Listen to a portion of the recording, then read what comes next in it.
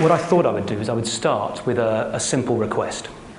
I'd like all of you to pause for a moment, you wretched weaklings, and take stock of your miserable existence. Now, that was the advice that St. Benedict gave his rather startled followers in the 5th century. And it was the advice that I decided to follow myself when I turned 40. Up until that moment, I had been that classic corporate warrior. I was eating too much, I was drinking too much, I was working too hard, and I was neglecting the family. And I decided that I would try and turn my life around. In particular, I decided I would try to address the thorny issue of work-life balance. So I stepped back from the workforce and I spent a year at home with my wife and 4 young children. But all I learned about work-life balance from that year was that I found it quite easy to balance work and life when I didn't have any work. Not a very useful skill, especially when the money runs out. So I went back to work, and I've spent the 7 years since struggling with, studying, and writing about work-life balance. And I have 4 observations I'd like to share with you today. The first is, if society is to make any progress on this issue, we need an honest debate. But the trouble is, so many people talk so much rubbish about work-life balance. All the discussions about flexi time or dress-down Fridays or paternity leave only serve to mask the core issue, which is that certain job and career choices are fundamentally incompatible with being meaningfully engaged on a day-to-day basis with a young family. Now, the first step in solving any problem is acknowledging the reality of the situation you're in. And the reality of the society that we're in is there are thousands and thousands of people out there leading lives of quiet, screaming desperation, where they work long, hard hours at jobs they hate to enable them to buy things they don't need to impress people they don't like.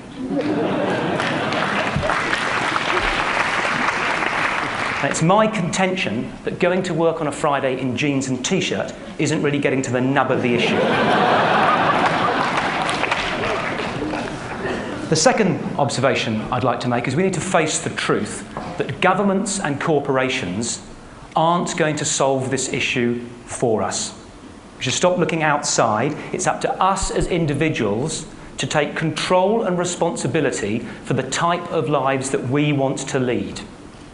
If you don't design your life, someone else will design it for you, and you may just not like their idea of balance. It's particularly important, this isn't on the World Wide Web, is it? I'm about to get fired. It's particularly important that you never put the quality of your life in the hands of a commercial corporation. Now, I'm not talking here just about the bad companies, the abattoirs of the human soul, as I call them. I'm talking about all companies, because commercial companies are inherently designed to get as much out of you as they can get away with. It's in their nature, it's in their DNA, it's what they do, even the good, well-intentioned companies. On the one hand, putting childcare facilities in the workplace is wonderful and enlightened. On the other hand, it's a nightmare that just means you spend more time at the bloody office. We have to be responsible for setting and enforcing the boundaries that we want in our life. The third observation is we have to be careful with the time frame that we choose upon which to judge our balance. Before I went back to work, after my year at home, I sat down and I wrote out a detailed, step-by-step description of the ideal balanced day that I aspired to. And it went like this. Wake up well rested after a good night's sleep. Have sex. Walk the dog have breakfast with my wife and children, have sex again. Drive the kids to school on the way to the office. Do 3 hours work, play sport with a friend at lunchtime. Do another 3 hours work. Meet some mates in the pub for an early evening drink. Drive home for dinner with my wife and kids. Meditate for half an hour. Have sex. Walk the dog. Have sex again. Go to bed.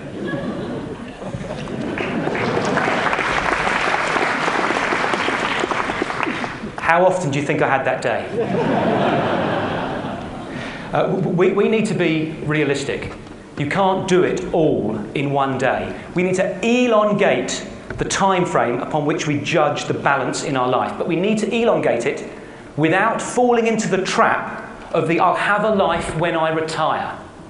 When my kids have left home, when my wife has divorced me, my health is failing, I've got no mates or interests left. A day is too short, after I retire is too long. There's got to be a middle way. A fourth observation, we need to approach balance in a balanced way. A friend came to see me last year, and she doesn't mind me telling this story. A friend came to see me last year and said, Nigel, I've read your book and I realised that my life is completely out of balance. It's totally dominated by work. I work 10 hours a day, I commute 2 hours a day. All my relationships have failed. There's nothing in my life apart from my work. So I've decided to get a grip and sort it out. So I've joined a gym. Now, I don't mean to mock, but being a fit 10-hour-a-day office rat isn't more balanced, it's more fit. Lovely, though physical exercise may be, there are other parts to life. There's the intellectual side, there's the emotional side, there's the spiritual side. And to be balanced, I believe we have to attend to all of those areas, not just do 50 stomach crunches. Now, that can be daunting, because people say, bloody hell, mate, I haven't got time to get fit. You want me to go to church and call my mother? And I understand, I truly understand how that can be daunting. But an incident that happened a couple of years ago gave me a new perspective. My wife, who is somewhere in the audience today, called me up at the office and said, Nigel, you need to pick our younger son up, Harry, from school. She had to be somewhere else with the other 3 children for that evening. So I left work an hour early that afternoon and picked Harry up at the school gates. We walked down to the local park, messed around on the swings, played some silly games. I then walked him up the hill to the local cafe and we shared a pizza for tea. Then walked down the hill to our home and I gave him his bath and put him in his Batman pyjamas. I then read him a chapter of Roald Dahl's James and the Giant Peach. I then put him to bed, tucked him in, gave him a kiss on his forehead and said, good night, mate, and walked out of his bedroom. As I was walking out of his bedroom, he said, Dad? I went, yes, mate. He went, Dad, this has been the best day of my life. Ever. I hadn't done anything. Hadn't taken him to Disney World or bought him a PlayStation. Now, my point is, the small things matter. Being more balanced doesn't mean dramatic upheaval in your life. With the smallest investment in the right places, you can radically transform the quality of your relationships and the quality of your life. Moreover, I think it can transform society.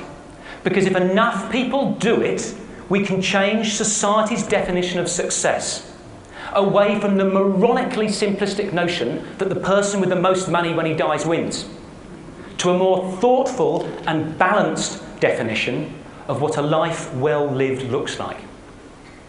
And that, I think, is an idea worth spreading.